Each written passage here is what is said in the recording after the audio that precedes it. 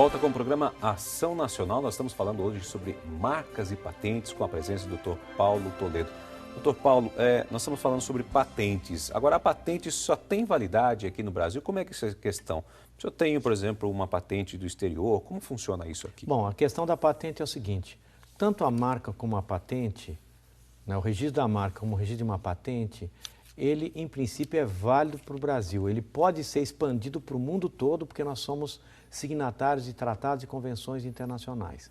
Isso é possível, mas se isto não for acionado, não vai haver uma proteção internacional, nem para a marca, nem para a patente. Então, uma patente brasileira que sai daqui e vai para os Estados Unidos, vai para o Japão, para a China, para a União Europeia, ela pode ir sim, desde que se utilizem os prazos internacionais, os prazos dos acordos internacionais, né? Tem o PCT, que é o Tratado de Cooperação em Matéria de Patentes, tem a Convenção de Paris, que tanto vale para patentes como para marcas, né? Tem vários tratados aí. Então, você tem um ano para expandir a patente, tem um ano para depositar a marca lá fora, uma vez iniciado aqui. E se você invocar o tratado, que é o patente, o PCT, o Tratado de Cooperação em Matéria de Patentes, você tem um ano para iniciar esse depósito internacional e ele expande para quase todo mundo.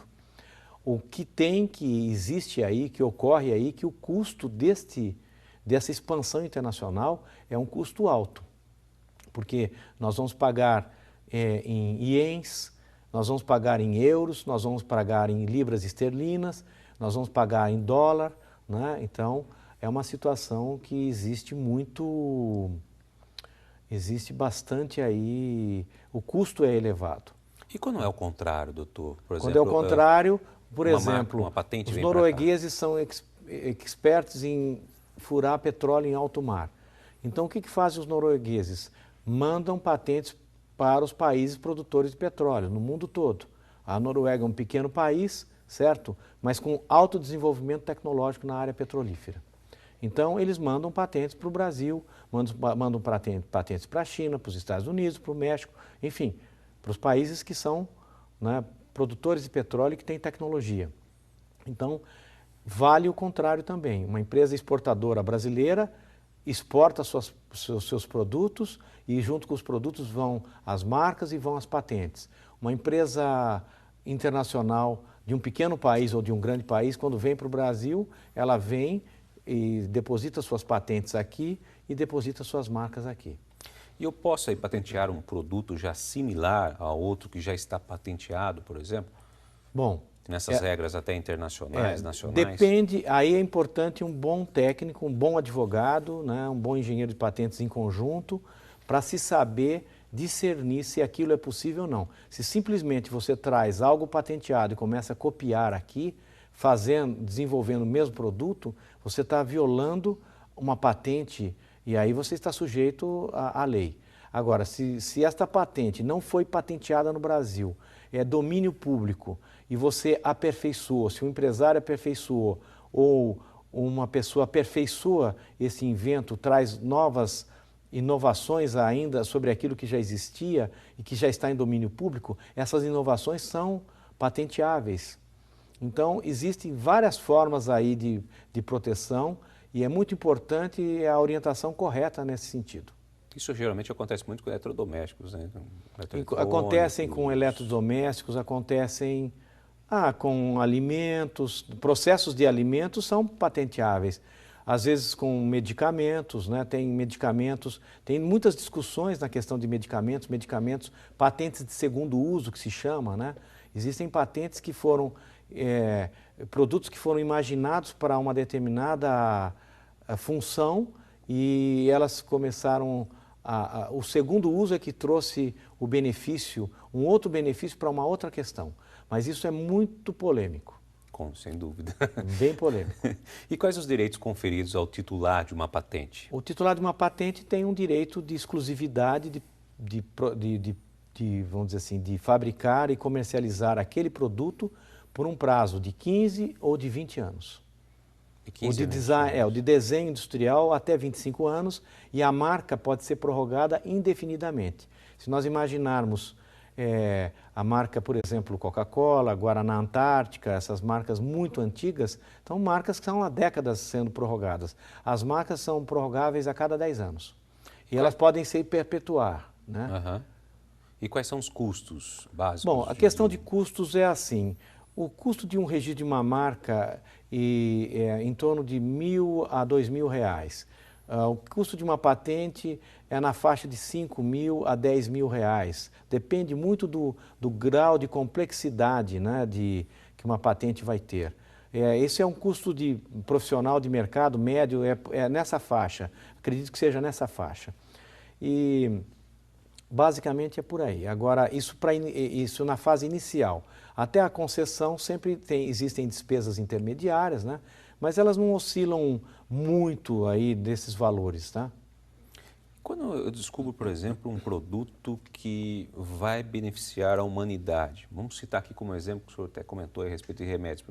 Descobrimos aí o remédio pela cura da AIDS, vamos supor. Né? Eu patentei isso daí na minha empresa, mas isso é uma coisa que vai beneficiar a humanidade em todo. Mesmo assim, eu tenho direito desta marca, desta patente? Eu acredito que Existem leis que possam... Sim. A questão da patente, eu vejo e acredito que se você não tiver proteção adequada às pesquisas, dificilmente as empresas vão apostar num produto inovador, seja na área médica, de alimentos ou em qualquer outra área. Então é importante, é fundamental existir esta questão da proteção. Para a questão de um uso abusivo das patentes, a lei prevê até o licenciamento compulsório. E, na verdade, o licenciamento já é um gatilho que prevê que, caso um detentor de um monopólio esteja abusando, o Estado pode ir lá e provocar esse licenciamento compulsório. Então, acredito que uma forma correta de proteção, a lei já é bastante clara nesse sentido, a lei é boa. A questão da aplicação da lei, ela já prevê também esses gatilhos para situações de abuso. Então, eu acredito que é uma questão de uso equilibrado da lei. Agora, é importante que os órgãos públicos, que as universidades públicas, que as entidades públicas e as próprias empresas tenham um sistema de meritocracia para que o cientista que está nesses órgãos seja beneficiário de promoções, seja beneficiário de ganhos materiais até, de promoções, quando ele é detentor de um invento. E o próprio Estado e o próprio órgão poderá se beneficiar, né, dessa questão tecnológica. Os países comunistas, como a Coreia do Norte, como Cuba, eles protegem a propriedade intelectual.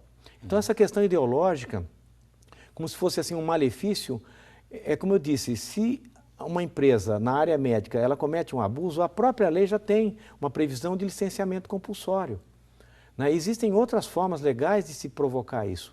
Então eu acredito que, na verdade, essa questão ideológica ela não precisa ser colocada em primeiro plano, porque na medida que ela é colocada em primeiro plano, ela cria um conflito desnecessário. E esse conflito faz com que as partes fiquem relutantes. Então, digamos que o Brasil passa a ter remédios de ponta que seriam lançados aqui, já ficam na gaveta. Esperando, né? Esperando. Então, acredito assim que a lei favorece, em casos de abuso, ela favorece o Estado. Então, é questão do Estado fazer o bom uso da própria lei. Não há necessidade de fazer quebra de patentes, não há necessidade de violar o direito de propriedade, até porque se o Brasil começar a violar totalmente o direito de propriedade, relativizar toda a propriedade, ninguém vai gostar de ver a aquarela do Brasil ou Garota de Ipanema de domínio público na marra em algum lugar, nem o país, nem os criadores. É a mesma coisa com os criadores dos inventos nacionais, né? Então não é boa essa regra de você violar o direito de propriedade e não é boa para o Estado também, porque o Estado deixa de arrecadar.